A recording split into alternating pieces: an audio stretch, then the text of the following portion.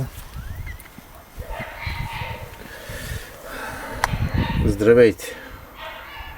Това е водородна клетка 12 волта за дизел автомобил 1,7 и 2 кубика. Това е системата, казанчето за наливане на водата. Сега ще налея водата вътре и ще рестартирам водородната клетка.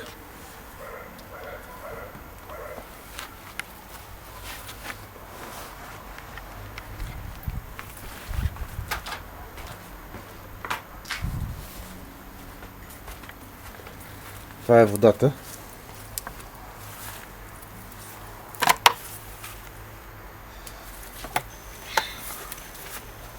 Наливаме вътре.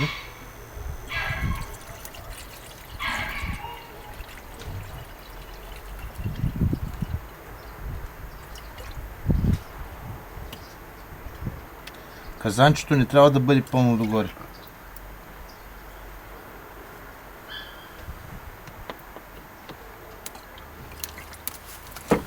Отваряме този маркуч, за да се вземе въздух, за да може да тръгне течността надолу към клетката.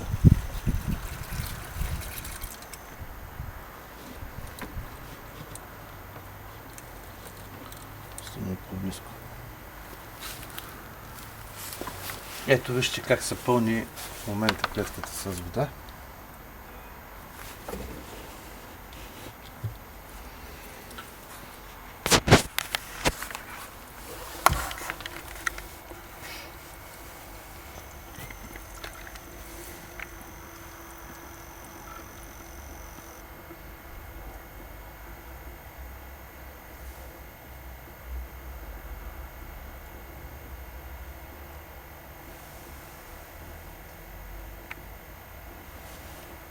Почти е пълна.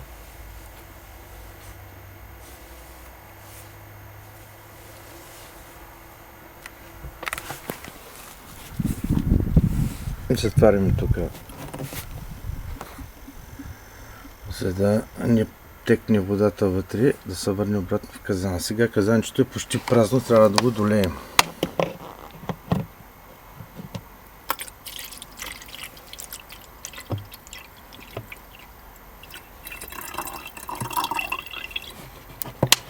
Казанчето не трябва да бъде пълно догоре, трябва да бъде пълно до половината.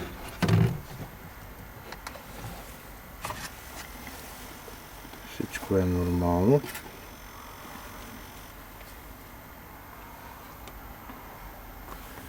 Обездушаване на клетката.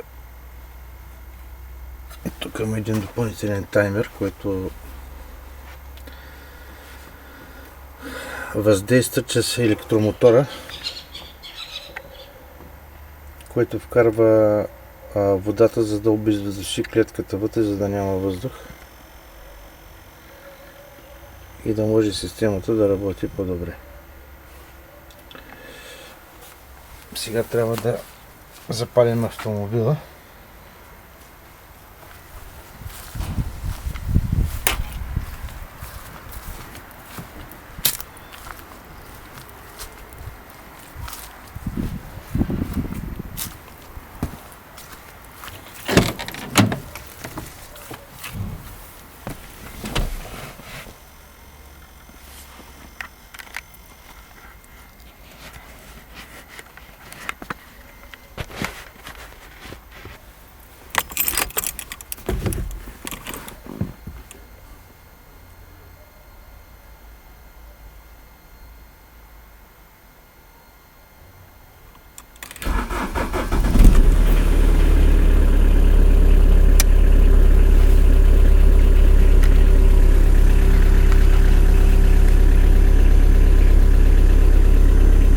Това е амперметър.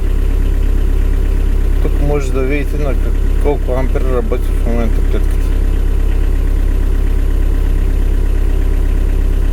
Допустимите норми са от 5 до 27 ампера. Максимално Максимална мощност е от 12 до 22 ампера. Клетката загрява на 50 градуса Целзий, което е абсолютно нормално за да пада в момента амперметъра, тъй като водата, която е налях, е студена вътре. Сега след малко ще почне да се вдига.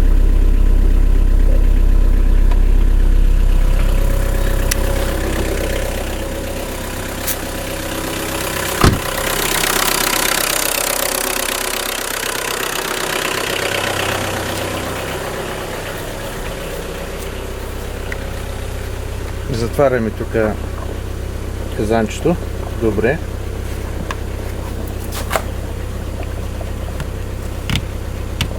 Така. Ето вече имаме готова газ, която върви по магистралата. Това е газта в клетката. Бялата линия е газ, а отдолу е вода.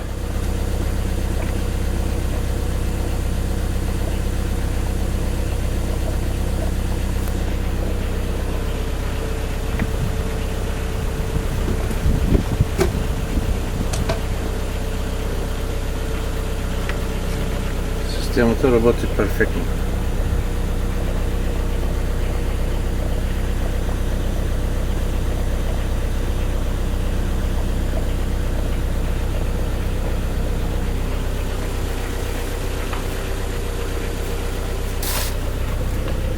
Сега ще обезвъздушим тук малко.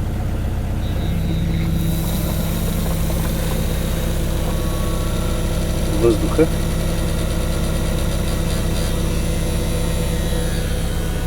Моторчето възпомага на водата по-бързо да влезе в клетката и да се върне обратно в казанчето. Сега вече е достатъчно и го спираме.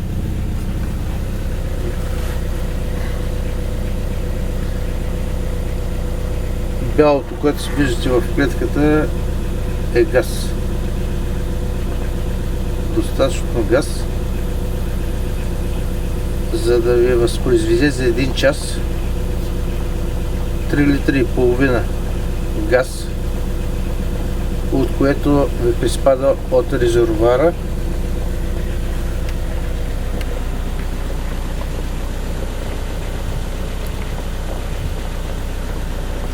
Като икономия. Отиваме отпред.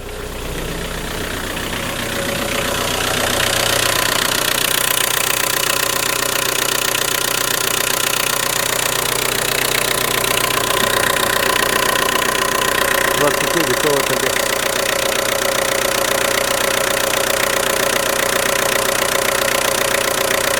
Което минава в този филтър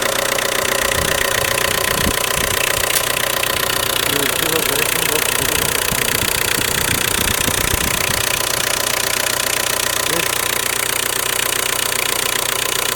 Въздухоплавателният поток на филтъра на автомобила.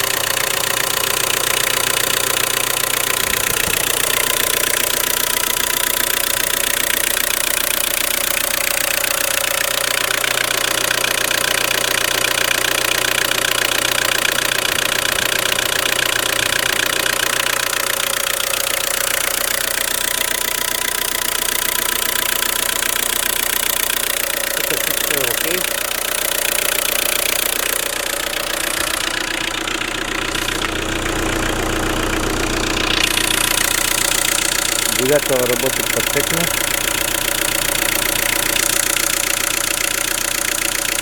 Газта е добра.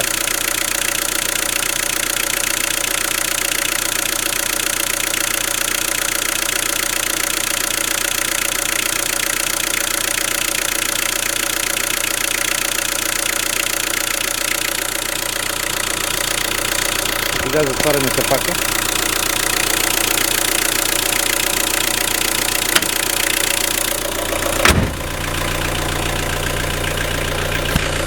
И отиваме отзад да проверим какво е станало с клетката.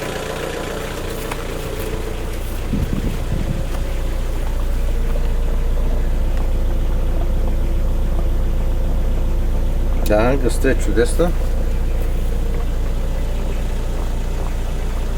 Казанчето е добро. Тази линия отговаря на максимума, което може да се напълни с вода. Ето виждате добре, тук се вижда тъмната лента, отдолу е водата, отгоре светлата е празното пространство.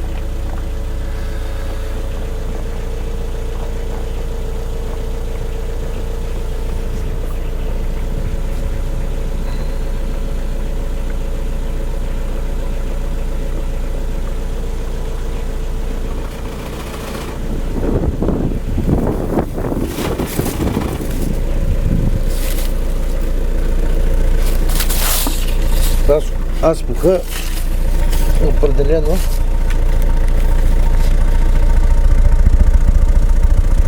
няма никакви замърсявания.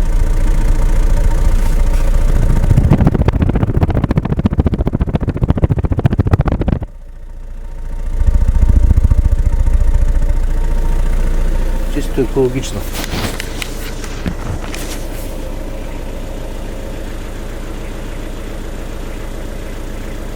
Значи, повтарям, клетката възпроизвежда на час 3 литра и половина газ, което замества разликата от резервоара.